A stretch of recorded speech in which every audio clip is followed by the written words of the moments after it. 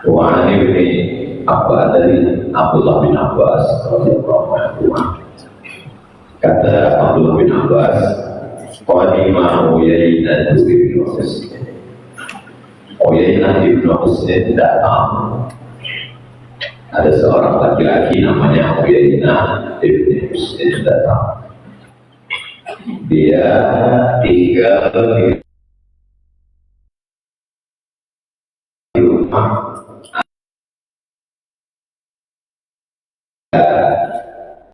anak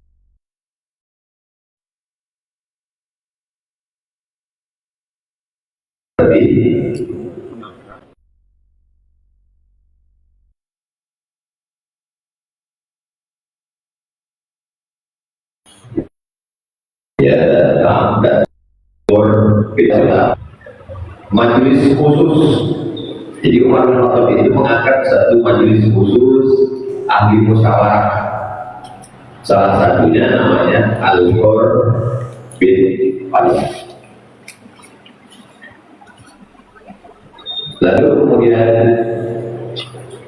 Uyainah ini berkata kepada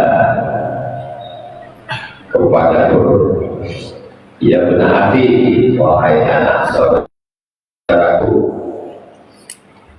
wahai Nur, wahai anak saudaraku, laka wajib berindahan al-amir. Kamu Umar bin Khattab ini, kamu kan diangkat jadi anggota majelis khusus nih.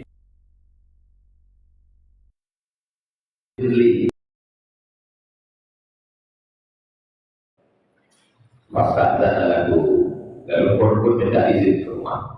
Umar bin Khattab, ini ada tamu saya mau menyampaikan sesuatu, boleh nggak? Namanya Uyainah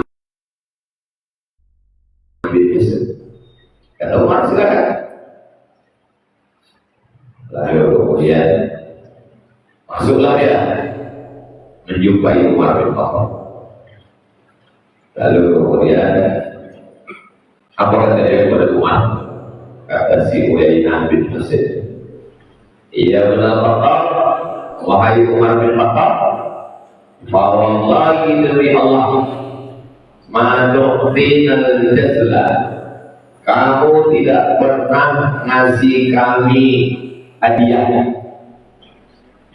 kamu gak pernah ngasih kami duit, kamu tidak pernah ngasih kami cendera mata. Banyak karena itu ada orang berani ngomong-ngomong. Wala ta'bud fina bil adli, kamu tidak pernah menetapkan hukum kami adil. Kau tak pernah adil, Umar.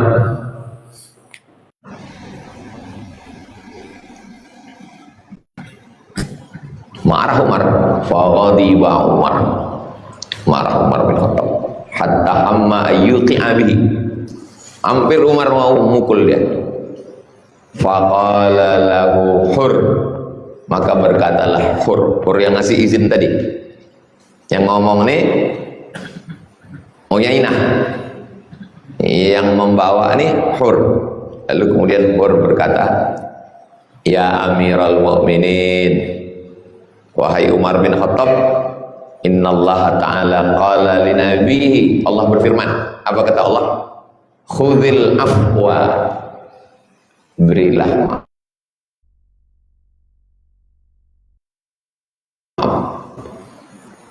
wa'mur bil urfi, suruh buat baik, anil jahilin, dan tolaklah orang yang jahil. Beri maaf jahil ya Umar. Wallahi ma jawazaha Umar hina ta'ala. Umar bin Khattab ketika dibacakan ayat itu, Umar bin Khattab pun reda marah, karena ayat itu mengatakan beri maaf, suruh orang buat baik, dan tolaklah orang yang jahil. Dan ini orang jahil ini, si Uyainah ini jahil dia ini. Makanya nanti mana tahu di majelis kita ada orang yang tiba-tiba mau apa, dibilangnya apalah Ustaz kalian itu, lalu nampak kalian saya mau marah, bacakanlah ayat itu. Khudil afwa wa'mur bil urfi wa'arid anil jahilin. Wa kana waqafan, Umar bin Khattab tidak pernah melewati hukum-hukum Allah. Semua yang ada dalam Al-Quran itu langsung dia amalkan di situ juga. Tak pernah dia melewati ayat. Dia tidak melewatkan ayat itu. Ayat itu mengatakan wa'arid anil jahilin, tolak orang jahil. Stop. Karena itu termasuk orang jahil. Rawahul Bukhari. Hadis ini ada dalam kitab Sahih Al-Bukhari. Apa pelajaran dari hadis ini? Pelajaran yang pertama, bahwa sebagai pemimpin Umar bin Khattab dia punya ahli musyawarah. Ahli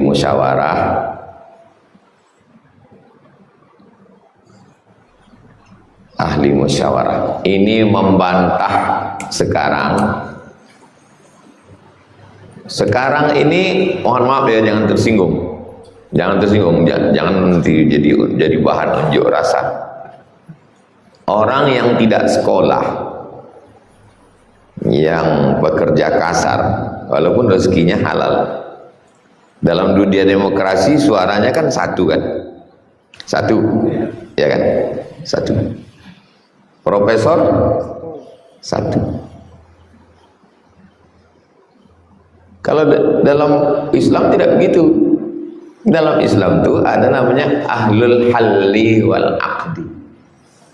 Ahlul halli itu artinya melepas tali. Al aqdi mengikat, melepas dan mengikat. Jadi tidak bisa disamakan suara satu orang dengan satu orang, tak sama. Masa suara Kiai Dr. Ahmad Fauzi Tijani tamat Gontor, tamat Al-Azhar, tamat Sudan sama dengan suara satu orang yang tak sekolah? Mohon maaf ya, bukan mengejek orang tak sekolah. Ini kan tentang pendapat. Berarti itu tidak adil. Itu bukan apple to apple. Itu namanya apple to pokat. Apple to equal. Nah, Umar bin Khattab memang iya dalam Islam, inna akramakum indallahi atqakum. Orang yang paling mulia di sisi kamu adalah orang paling bertakwa. Tapi untuk mengambil pendapatnya nggak bisa begitu. Ada namanya ahlul masyurah. Makanya disebut di situ adalah dia ini termasuk orang wa musyawaratihi. Itu yang disebut dengan Dewan Permusyawaratan Rakyat. Iya Pak Ustaz, tapi di tempat kita kan ada Dewan Permusyawaratan Rakyat, Dewan Perwakilan Rakyat. Betul. Tapi di zaman Umar bin Khattab, orang yang bisa duduk di situ adalah orang berilmu. Sekarang asal lulus KPU bisa dia siram pagi itu duduk. Betul kan? Ya. Makanya Ustaz Somad, Ustaz kami undang kemari. Kenapa? Karena kalau kita tidak buat tabligh akbar tentang narkoba, ini pengedar, ini bandar nih Pak Ustaz, bisa duduk deh. Bandar bisa duduk. Kenapa? Pagi itu dia siram, dia punya paling banyak duit. Dari mana demokrasi ini datang? Demokrasi datang dari Eropa. Karena waktu itu orang Eropa mau bergejolak melawan raja-raja mereka. Orang kaya, orang beragama, raja-raja mau diratakan semua. One man, one vote. Satu orang, satu suara. Kata orang Eropa. Sekarang apa kata dia ke kita? Tumbangkan raja-rajamu. Tumbangkan raja-rajamu. Akhirnya kita pun menumbangkan raja-raja kita lah. Raja Riau tumbang, Raja Jawa tumbang, Raja Madura tumbang. Akhirnya kita demokrasi, kita tumbangkan raja-raja kita. Setelah raja-raja kita tumbang, Raja Inggris masih ada. Pangeran Charles setengah mati nggak jadi raja, menunggu maknya tak mati-mati. Ratu Elizabeth. Spanyol masih dipimpin Juan Carlos, raja. Belanda masih dipimpin ratu, cucu dari Ratu Wilhelmina. Setelah kita kehilangan raja, untung Cik Hairul masih punya raja, masih punya sultan, masih punya agung. Sultan Selangor, Sultan Kedah, Sultan Johor, Sultan Kelantan masih ada. Mahkota Sultan Siak kembali ke Riau setelah 80 tahun. Oh, pengunjung sudah lebih 2000 orang mau menengok mahkota yang harganya 1 triliun. Tapi 3 generasi sudah tak kenal. Apa yang mau saya sampaikan? Yang mau saya sampaikan adalah perlunya ada orang ahli musyawarah yang berilmu. Kalau tidak, demokrasi ini menjadi ancaman. Kenapa? Pengenar narkoba bisa duduk, penjahat bisa duduk, perampok bisa duduk. Karena yang penting siapa yang bayar. Islam mengajarkan wa amruhum syura bainahum. Ada ahli musyawarah. Dan dalam Indonesia Pancasila itu 1 ketuhanan, 2 kemanusiaan, 3 persatuan, 4 musyawarah, 5 keadilan. Prinsip-prinsip itulah diamalkan. Pelajaran kedua.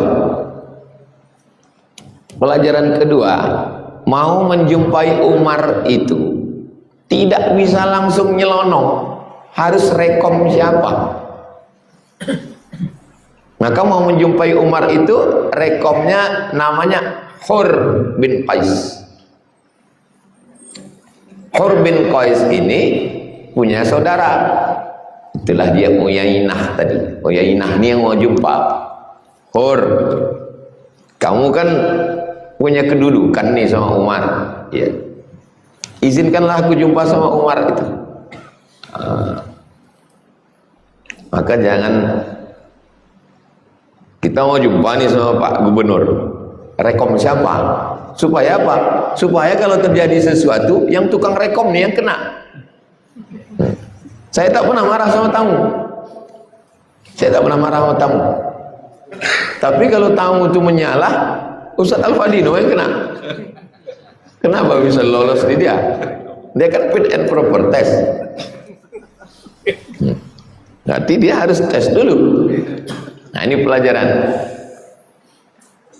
Maka Al-Hur ini yang menyeleksi, dibawanya. Yang ketiga, apa pelajaran dari hadis ini? Bahwa orang bisa jumpa dengan Umar bin Khattab. Bukan macam sekarang mau jumpa orang ini payah kan. Asal udah dapat rekom, silakan jumpa sama Umar. Dan begitulah kasarnya orang Arab zaman itu. Ya Umar bin Khattab, bukan ya Amirul Mukminin kata dia, bukan ya Khalifah kata dia, ya Ibn al-Khattab, wahai anak Khattab, wahai anak anak Khattab, ma tu'tinal jazal, kau tak pernah ngasih kami BLT katanya. Tak pernah ngasih bansos, nggak dapat ke kami kata dia. Jazal itu al-ata al-kathir, pemberian yang banyak. Kau tak pernah ngasih apa-apa ke kami kata dia. Wala tahkum fina bil adli, kau pun tidak adil kan. Itu kan ya.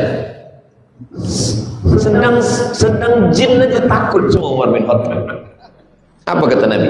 masalaka Umar fajjan qattu illa salaka syaitanu fajjan ghaira fajjika. Kalau Umar lewat di satu lembah, setan lewat di jalan yang lain. Kalau Umar bin Khattab lewat jalan Kamboja ini, setan mutar ke jalan sana. Dia bisa berani sama Umar, berarti dia lebih parah dari setan. Nah, marah Umar. Pelajaran keempat, bahwa Umar juga manusia, marah. Makanya kalau nanti mana tahu terjadi macam ini, saya marah, antum mesti maklum. Ya nanti bilang, ini Ustaz Somad tuh nggak sabar itu. Umar bin Khattab aja marah. Hah? Marah. Bahwa tiba Umar, marah Umar. Hatta hamma ayyuqiyah. Tahu? Hamma, ini ingin memukul kata. Datang Hur yang ngasih rekom tadi membaca. Ini antum Ustaz antum hafal ayat ini. Antum tukang kasih rekom. Tengok macam-macam, khuzil afwa wa amur bil urfi wa a'rid anil jahilin. Mendengar itu berhenti Umar. Karena Umar tak pernah melewati suatu ayat langsung amalkan. Pelajaran yang keempat, bahwa Umar pun juga marah. Islam itu bukan menghilangkan marah.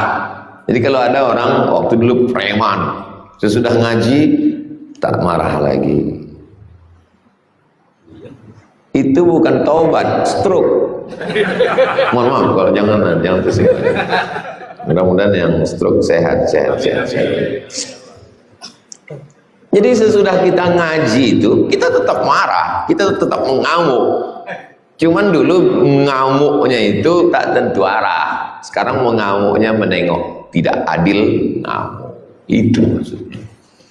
Menengok orang yang sudah ingkrah diputus perkara 6 tahun kok enggak masuk penjara, ngamuk. Ya itu maksudnya. Jadi ngamuknya itu jelas dasar. Ngamuknya itu karena Allah. Ada juga orang ngamuk berapi-api, rupanya belum makan. Nah, ini ngamuknya itu jelas. Pelajaran yang kelima, khudil afwa. Tak ada ayat yang mengatakan maafkanlah, tak ada. Coba tengok bunyi ayatnya, maafkanlah, tak ada.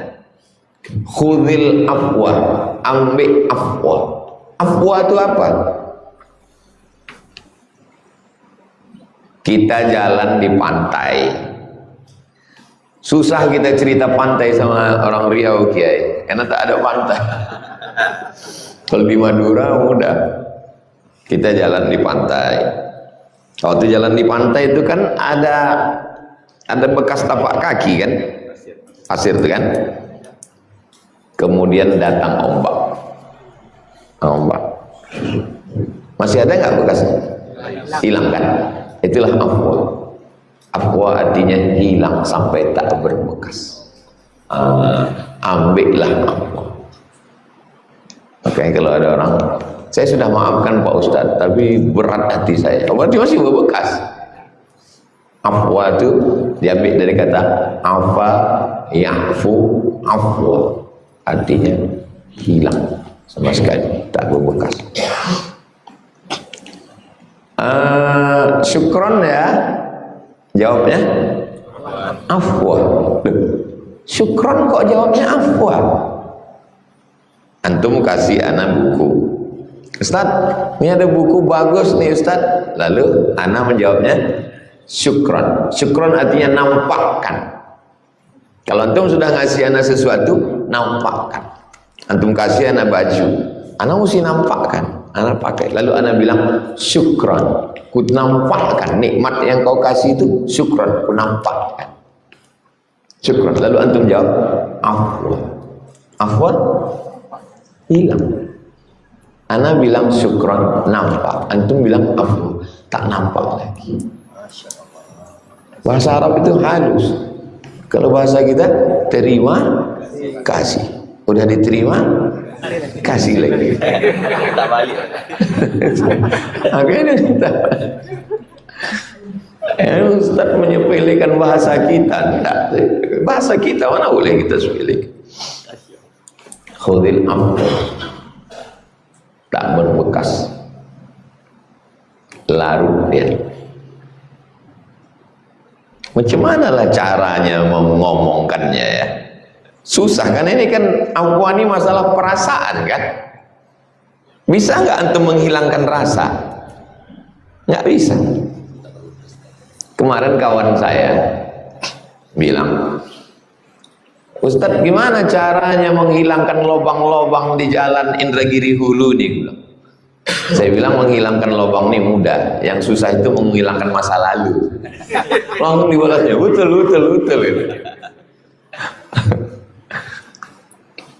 Saya selalu diingatkan orang.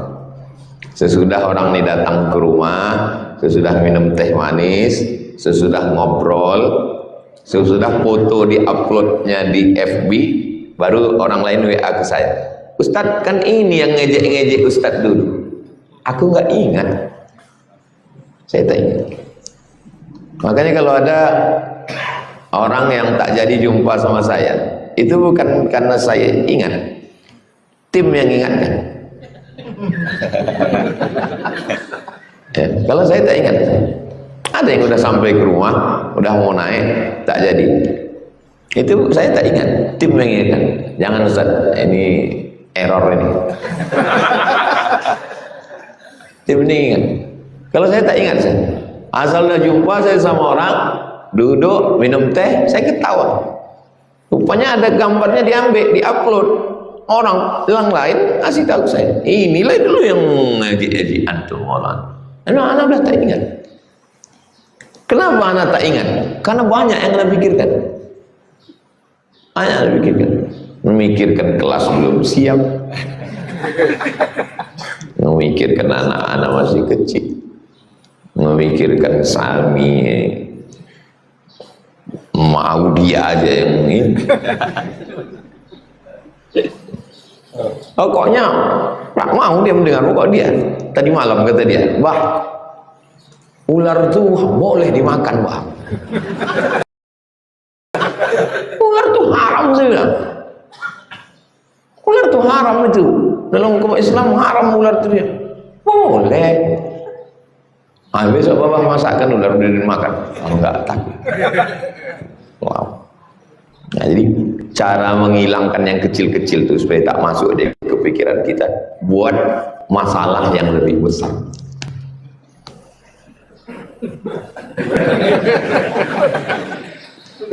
Ada orang datang mengadu kepada Juha. Juha ini kalau di Melayu Pak Belalang. Pak Belalang dari orang Melayu. Kalau Arab Juha. Datang orang mengadu, aku berat sekali di rumah. Kenapa? Rumahku kecil, aku, biniku, anakku, ayahku, emakku. Padat rumahku katanya. Oh, kalau begitu kau ternak ayam. Oh, ternak ayam. Datang dia lagi, makin berat rumahku. Aku, biniku, anakku, ayahku, emakku, tambah ayam lagi. Kata dia, kau ternak kambing. Wah, ternak kambing. Makin berat kata dia. Sekarang di rumah kami, aku, biniku, anakku, ayahku, emakku, ayamku, kambingku. Kau beli lembu. Oh, makin berat. Setelah itu dia datang, kau lepaskan ayam. Habis itu datang, cuman alhamdulillah setelah ayam dipotong agak ringan sekali. Datang berikutnya, kau potong kambing. Alhamdulillah setelah kambing dipotong ringan sekali. Setelah itu, kau potong lembu. Alhamdulillah ringan sekali. Maka kalau antum ada masalah sedikit, tambah masalahnya. Maka masalah yang besar itu menjadi ringan. Satu hari murung hanya karena wajah kawan tidak respon. Kawan tidak respon. Cuek. Kau kenapa galau? Dia di WA nggak dibalas, telepon nggak diangkat, Coba kau pikirkan Palestina yang tak makan. Makanya di tempat ngambil air minum tuh, saya di tempat anak-anak paling sering ambil tempat air minum, tempelkan stiker Palestina. Di depan kulkas, di ruang tamu itu paling besar gambar Palestina, hadiah dari KNRP, Komite Nasional Rakyat Palestina. Itu orang. Jadi setiap tamu itu datang nengok, oh Palestina. Kalau perlu dikening. Kemarin pas di acara, pas lagi Palestina itu banyak saja tempel kening. Supaya saya pikirkan Palestina. Anak-anak yang minta ini, minta itu juga Palestina. Tengok anak Palestina, makan. Tidak. Ya kalau tidak besar masalah ini, orang menyangka masalah-masalah kecil nih, padahal itu upil-upil aja itu, masalah kecil. Khudil afwa, ambil afwa. Pelajaran yang keenam, wa'mur bil urfi. Wa'mur bil urfi, suruhlah urfi.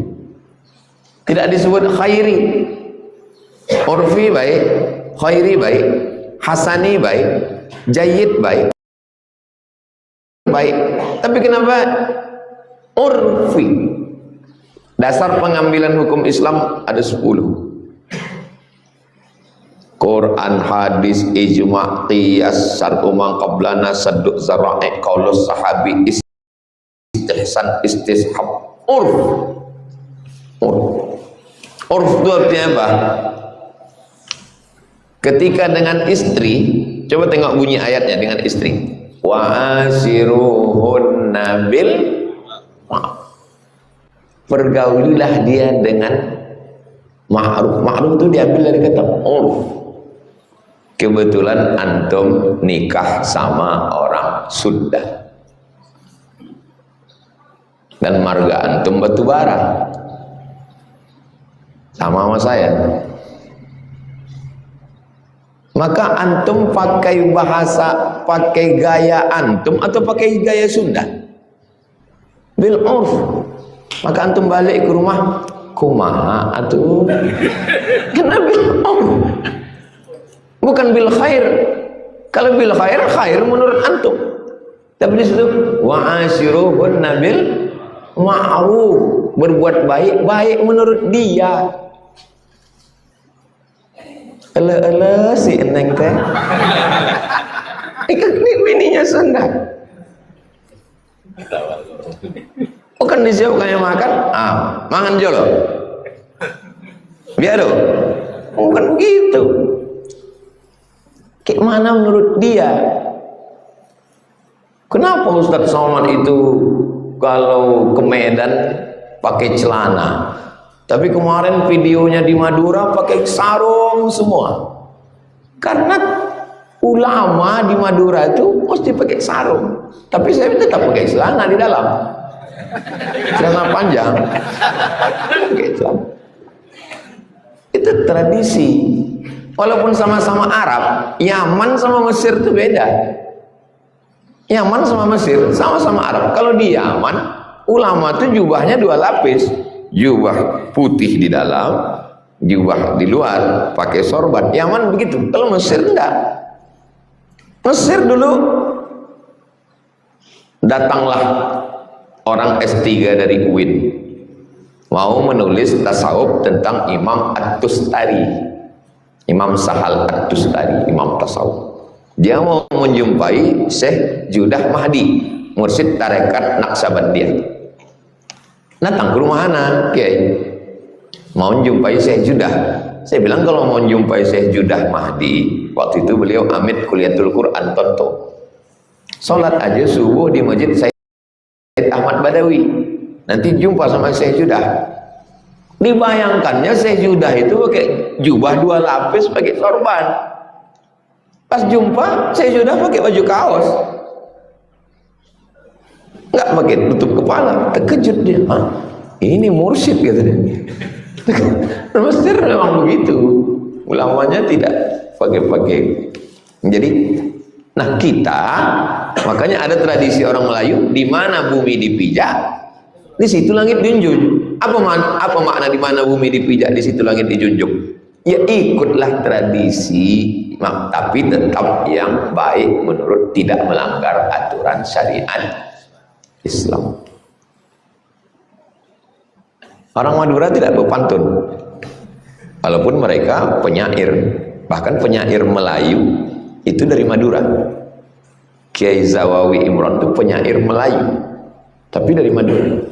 Tapi semalam Kiai sebelum sampai ngirimkan pantun ke anak. Dia mengamalkan ini, wa'mur bil urfi. Karena menurut orang Melayu yang baik itu adalah pantun. Maka sebelum datang dia berpantun. Saya pun terkejut, mak udah berpantun kayak ini. Iya. Lora bukan semalang lora, lora sudah bawa baju katun. Madura bukan sembarang Madura, Madura sudah berpantun. Iya, sudah berpantun. Berpantun. Jadi tradisi berpantun ini bagus, tapi mesti sesuai juga dengan aturan syariat. Jangan sampai orang bertanya udah jelas kita pantunkan juga lagi. Orang Cina membawa nyonya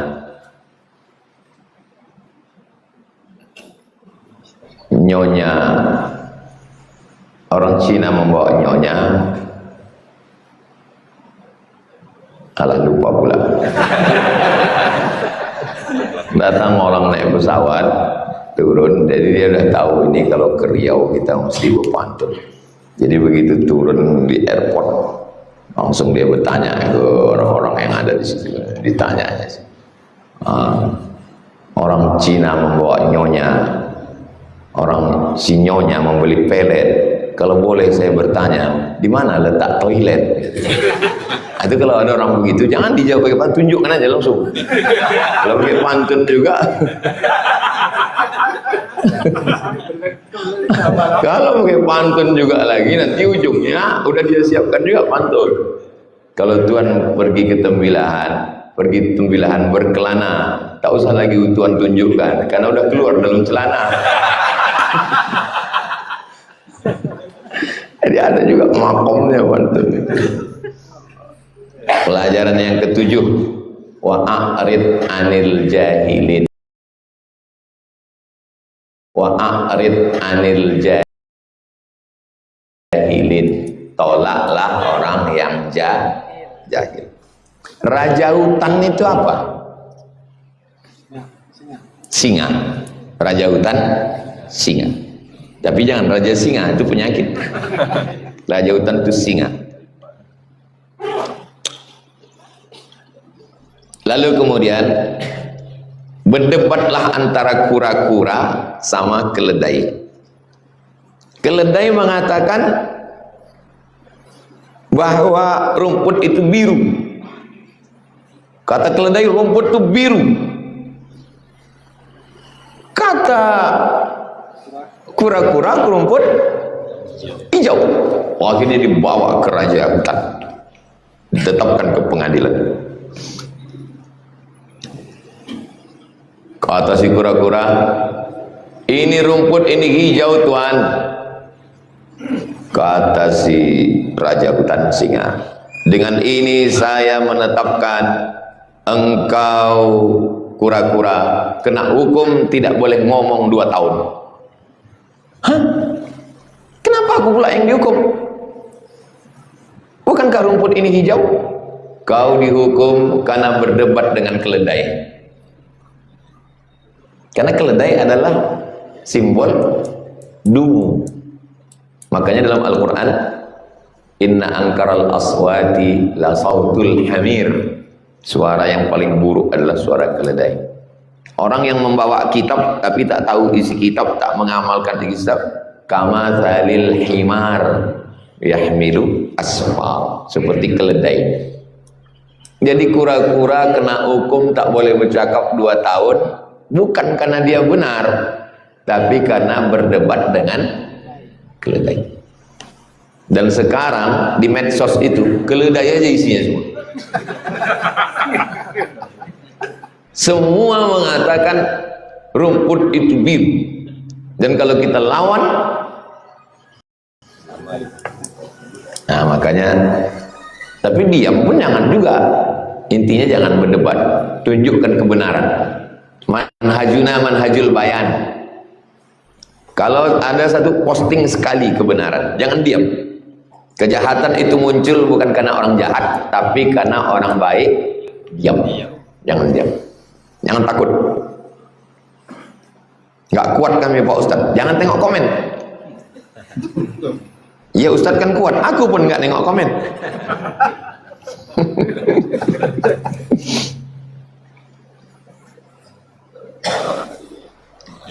Yang ke-8,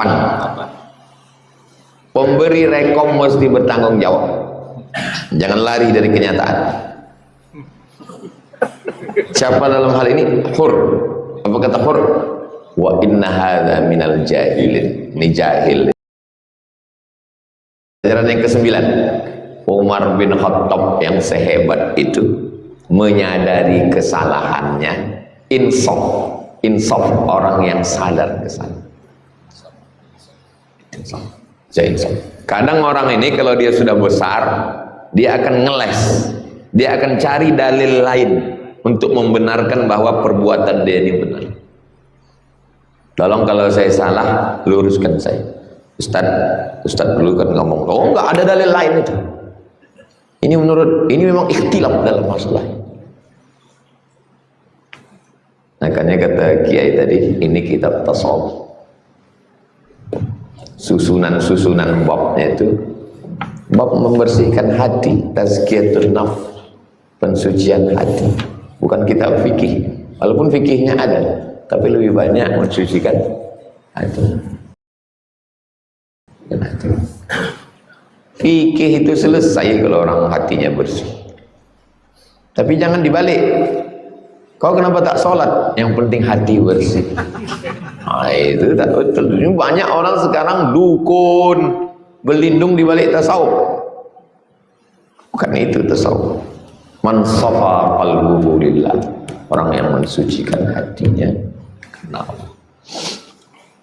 Terakhir, rawahul Bukhari.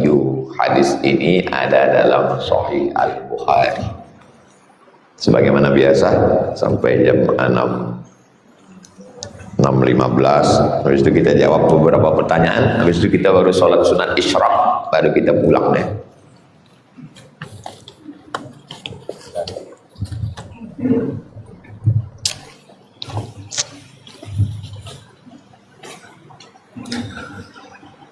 Ingin menikah usia 21 tahun karena memiliki niat untuk menghindari zina. Secara materi finansial belum mampu, belum bisa membahagiakan orang tua dan belum terlalu dewasa dalam sifat kepribadian. Saya pulang ke Pekanbaru ini saya lahir 1977, pulang ke Pekanbaru 2008. Berarti umur berapa saya balik kemari? 31 baru balik saya ke Pekanbaru. Kau 21 dah mau berbini. Saya 31 umur saya pulang ke Pekanbaru. LC di kiri, MA di kanan. LCMA, lagi cemas mencari anak gadis. Enggak ada orang Pekanbaru nih yang mau ngasih anak gadisnya ke saya. Saya bukan melarang kalian nikah muda. Kiai Ahmad Fauzi Tizani, kakeknya kiai, ayahnya kiai, santrinya puluhan ribu, bukan 1000, 2000. Beliau sekolah dulu, tamat pondok, sekolah di Al-Azhar, sekolah ke Sudan, baru menikah. Umur berapa kiai nikah? Umur 31 kiai nikah.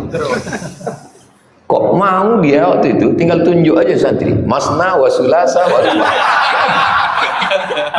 Santrinya ribuan. Waktu kemarin Saya tablik akbar terakhir di situ, yang di luar tuh, yang perempuan aja 6.000 yang perempuan. Tak itu lagi. Tapi dia menikah umur. Saya tidak melarang kalian nikah cepat, nggak melarang, tapi rasional. Rasional. Terus secara materi finansial belum mampan, belum bisa. Kalau saya kenapa saya lambat menikah? Saya ingin membahagiakan mak saya dulu. Karena prinsip saya gini, kalau aku berbini, aku tak bisa membahagiakan mak. Aku tak punya saudara perempuan. Tak ada saudara saya perempuan. Kecuali ada saudara saya perempuan. Aku mesti sekolah S1, S2, aku jadi dosen, aku dapat duit, aku senangkan makku agak 2 tahun, baru aku berbini. Begitu saya. Betul, udah saya senangkan mak saya sekian tahun, baru saya. Tapi orang lain prinsipnya. Jadi menurut ana, antum fokus saja dulu. Iya tapi Pak Ustadz, beban ini berat. Cari beban yang lebih berat. Ingat prinsip dasar. Cari beban yang lebih berat.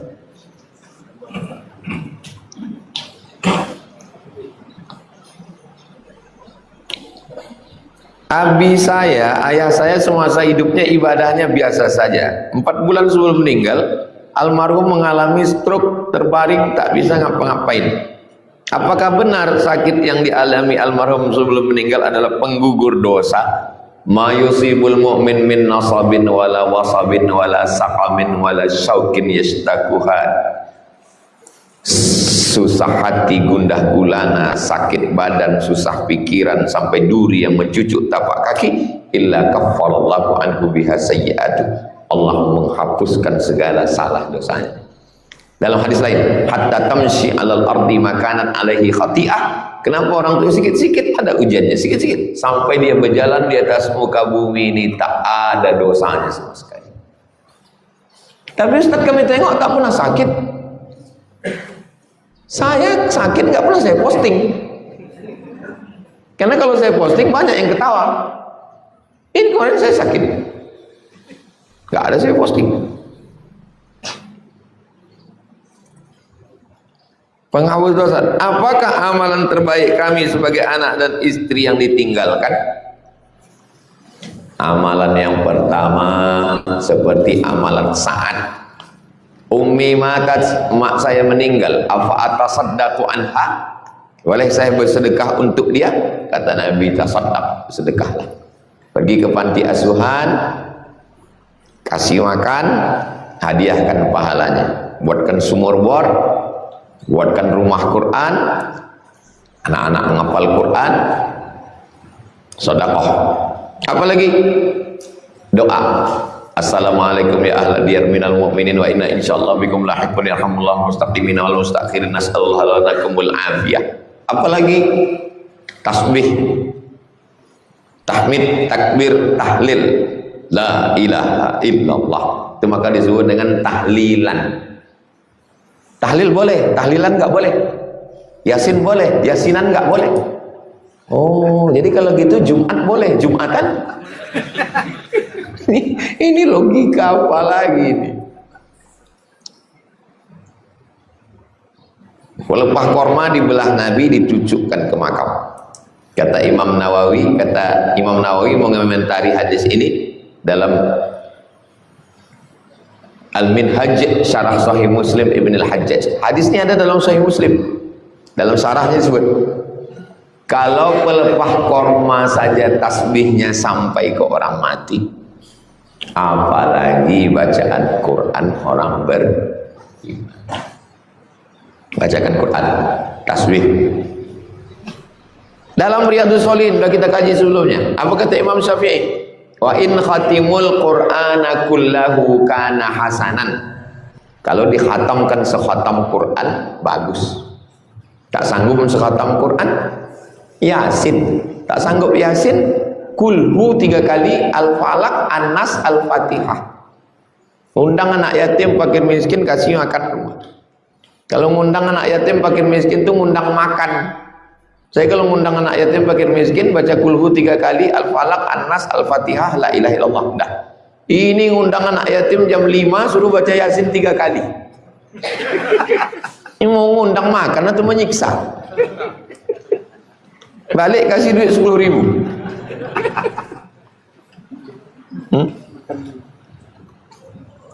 Banyak orang mengira zuhud itu berarti meninggalkan dunia, hidup miskin.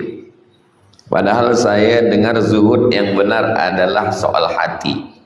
Mohon penjelasan bagaimana definisi zuhud yang benar menurut Islam, dan apa sebab banyak orang salah paham tentang zuhud.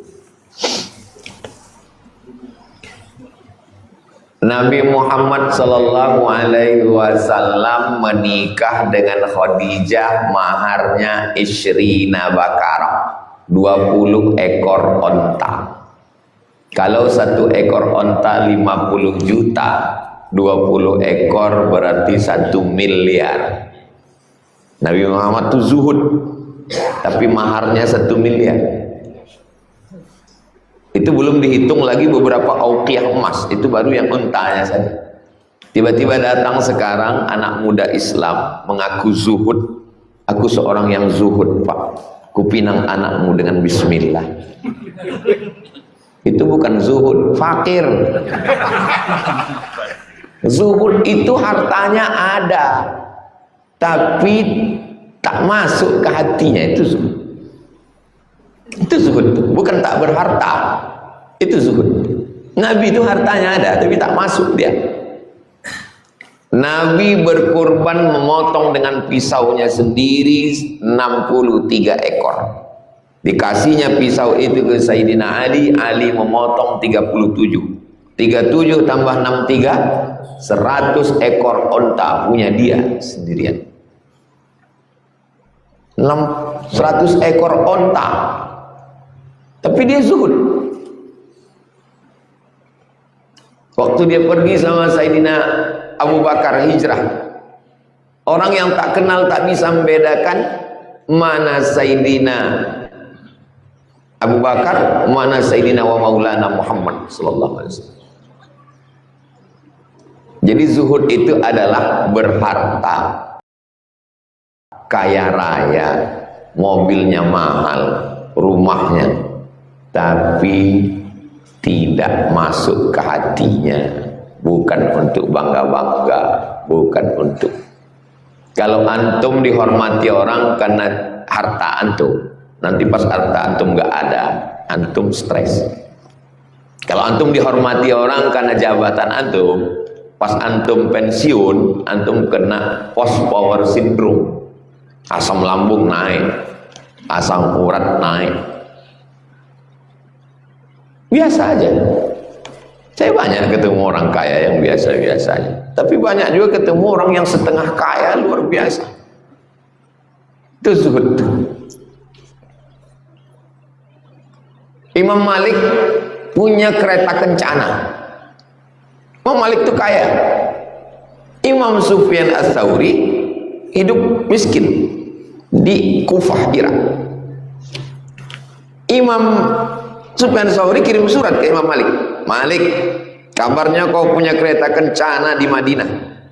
Dibalas sama Imam Malik, aku memang punya kereta kencana, tapi tidak pernah ku naiki. Kenapa tak pernah kau naiki? Bagaimana aku bisa di atas kereta kencana sedangkan jasad Nabi di bawah? Imam Malik tak pernah naik itu karena ada jasad Nabi di bawah tanah Madinah.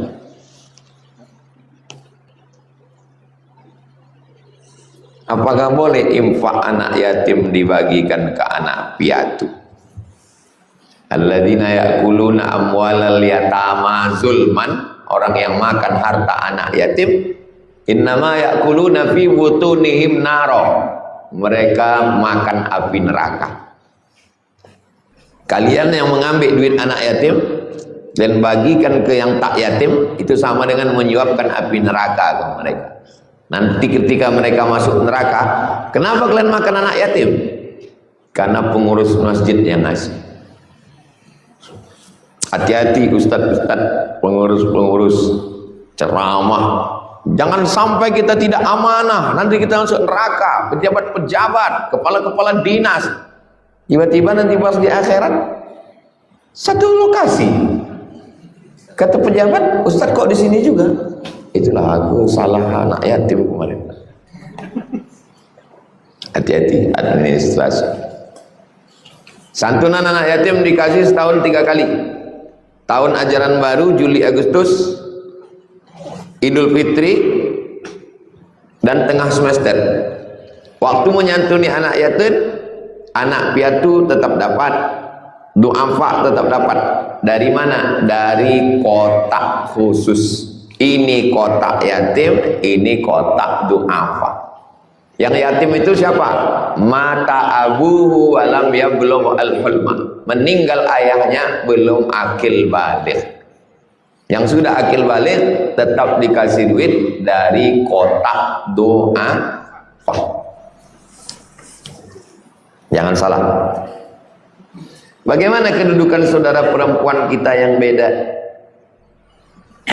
Beda ibu, satu ayah. Batasan saya sebagai abang.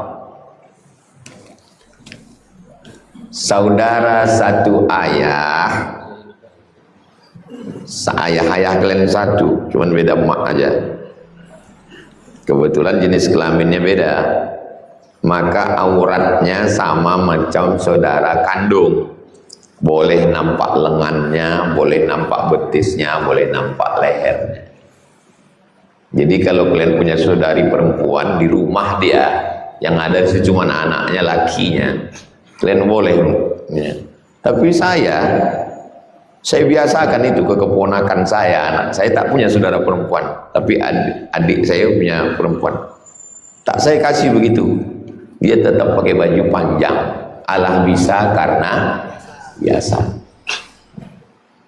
Suruh dia tutup aurat macam biasa.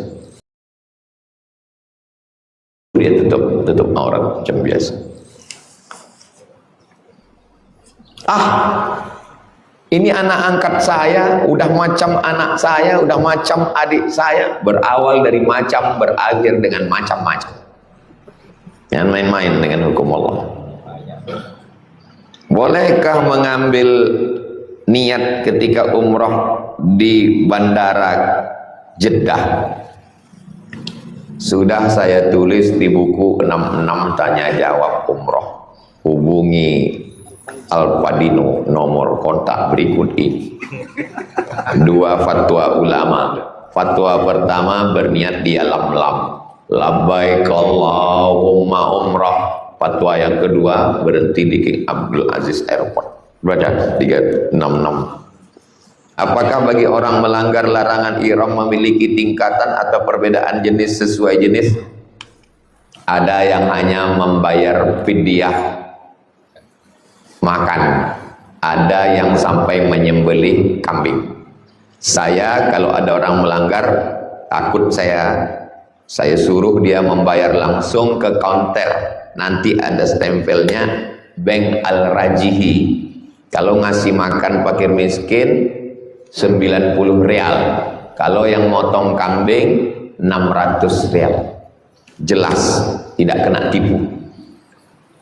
Pulang saya dari ngurus kunci, naik ke atas, ibu-ibu udah pakai daster, tak pakai jilbab, nyendok nasi. Bapak-bapak pula udah pakai jaket. Saya bilang, kalian kena denda ini. Dendanya apa Pak Ustaz? Puasa atau potong kambing. Kalau puasa berapa? Kalau dendanya apa Pak Ustaz? Kasih makan fakir miskin, kalau bayarkan 90 rial, potong kambing 600. Yang tak sanggup puasa. Kalau tidak kalian berdosa. Kami pilih dosa aja lah Pak Ustaz. Imam jamaah umrohnya. Dalam hati, kok bisa orang ini berangkat umroh? Itulah gara-gara berduit aja. Apakah dam bagi orang melanggar larangan ihram? Bagaimana menurut Islam cara seorang istri memuliakan suami, karena banyak istri sekarang suka menyuruh suami seperti menjemur pakaian, memandikan anak, mencebokkan anak, padahal istri lagi nonton atau main HP. Terkadang istri menyuruh saya memandikan anak saya di depan ibu saya, dan ibu saya marah kepada saya karena istri saya mencebokkan Sami itu tak terhitung dah berapa kali saya cebokkan. Saya mengepel lantai bekas kencingnya, ada si mbak, si teteh yang di rumah, tapi dia sibuk pula memasak di dapur. Istri saya ada pula kerja dia lain, tak bisa saya biarkan anak dulu. Jadi saya cebokkan. Kadang tak tahu dia pula mau sama baba katanya.